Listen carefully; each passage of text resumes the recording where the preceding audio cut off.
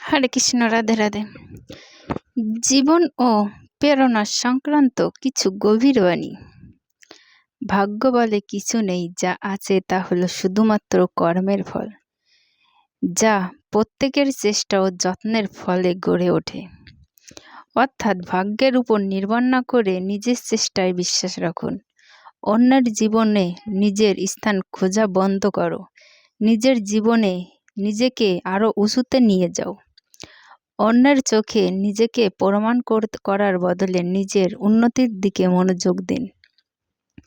ব্যর্থ হওয়া মানে হেরে যাওয়া নয়, ব্যর্থ নতুন করে আবার শুরু করার প্রেরণা। হাল ছেড়ে দেওয়া মানে হেরে যাওয়া।